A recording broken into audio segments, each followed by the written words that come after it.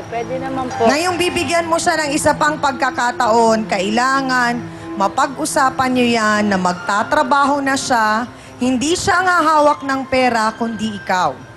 Dahil sad to say, trabaho ng babae yun, mahirap kaya mag-budget.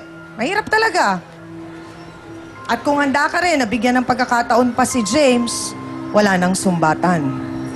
Kasama yon sa package na pinatawad mo siya, hindi na babalik-balikan tong sitwasyon na to. Mahirap, Joyce, kaya mo ba yon? Kaya po. Alang-alang sa anak namin. So ano naman ang maaasahan namin sa'yo, James? Ngayong binigyan ka ng isa pang pagkakataon. Yun na po, manghihila po akong tawad sa kanya sa nagawa ko. Tapos mag-umpisa po kaming ulit na kasama po yung anak ko. Yung tatlo po. At sana tigilan mo na yung pagte-text kay Andy ng kung ano-anong mga mensahe. Kasi hindi rin naman tama yun. Ikaw din naman din ang may gawa kasi noon. Sorry, sinsa na. Pasensya na daw, Andy. Sa akin, wala naman yun eh. Bilang pangalawang ama ng anak ninyo, dapat matuto kayong respetuhin ang inyong mga sarili para pagdating ng panahon, ang inyong anak ay hindi mapariwara. Yun lang naman, James eh. At sana, bigyan mo ng halaga ang lahat ng pinapakita sa'yo ni Joyce. Dahil bawat single centavos na binibigay sa'yo, mahalaga. Pawis at dugo at puhunan yan. Kaya yung sinasabi mong gusto kita, hindi kita gusto.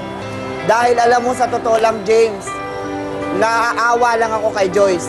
Ikaw na ang magbilad, araw, umulan, umaraw, nasa labas para lang kumita ng pera, magtanggal ng ingron namin. Sana naman, malaman mo kung saan nanggagaling ang perang ibinibigay sa'yo.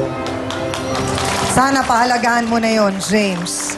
At Madel, panghuli na lamang, kung hindi ka pa sigurado sa nararamdaman mo kay Bernardo, siguro magandang sundin mo yung payo nila attorney at nila doktor at nila father na unahin mo na lang muna ang iyong sarili, kilalanin mo ang iyong sarili, mahalin mo ang iyong sarili at ang iyong anak, at baka mas maging maayos pa ang sitwasyon mo at buhay mo pag yun ang ginawa mo.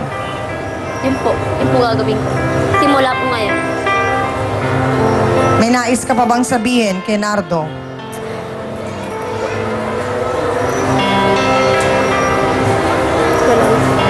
Ikaw, Nardo, may nais ka pang sabihin? Sana wag mong gagawin, wag mo nang ulitin kasi hindi lahat ng lalaki nakukuha mo sa ganun. Tao lang kami, marunong di kami masaktan. Damdamin kami, kahit ikaw may damdamin ka. Yun lang po, ma'am. Oh. Tsaka may tanong ako, Bernardo. Hindi ka ba nainitan sa buhok mo? Haba? Yan po, ma'am. Natutusok? Hindi ka ba natutusok sa bangs mo? Oo. Pero ikaw din, Bernardo, syempre, natapos ka naman ng pag-aaral, anak. Hindi pa po. Hindi pa. O, dapat yung pagsasayaw-sayaw, yung kinikita mo dyan, ang siyang gamitin mo para makabalik ka sa pag-aaral.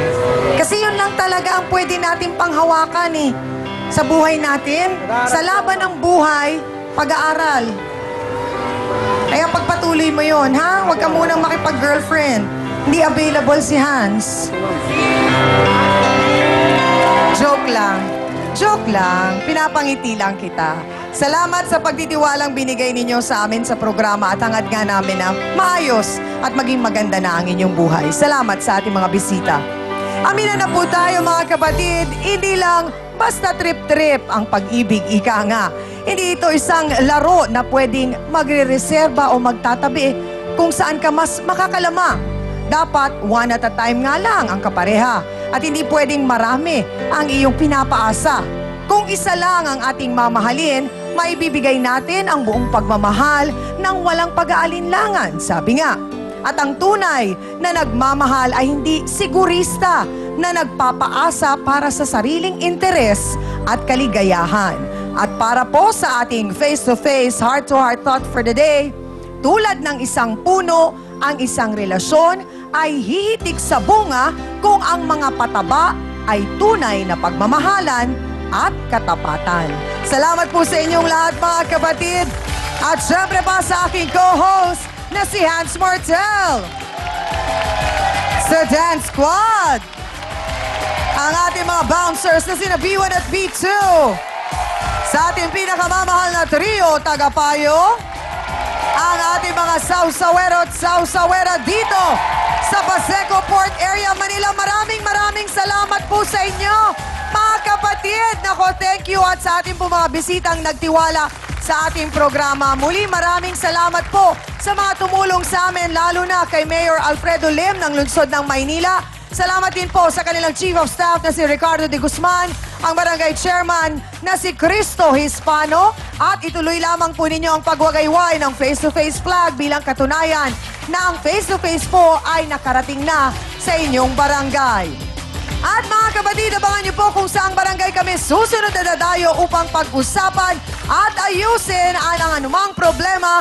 One barangay, one region, and one island at a time. Mula po dito sa Paseco Port Area, Manila, ako po ulit ang inyong pambansang kapitana, ang inyong Chang Ami, na lubos pong nagpapasalamat sa inyong suporta at hindi magsasawang magpaalala na ang problema pwede mong tawanan, pero hindi mo yan dapat talikuran. Kaya kung may problema ka, harapin mo, pag-usapan natin yan.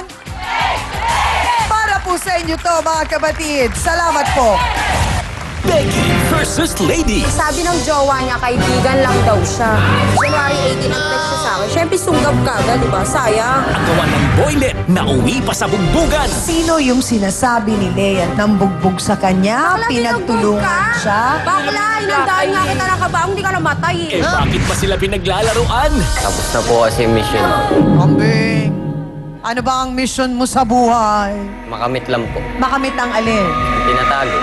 Perlas, bato, na kay Ding, ang agimat. Ang yes niya. At ang kanyang misyon ay marating at matagpuan ang hiyas. Pati kapatid ni Lady, pinatos ni Kuya. Sigurado ka bang in love sa'yo si Ambing o baka may mission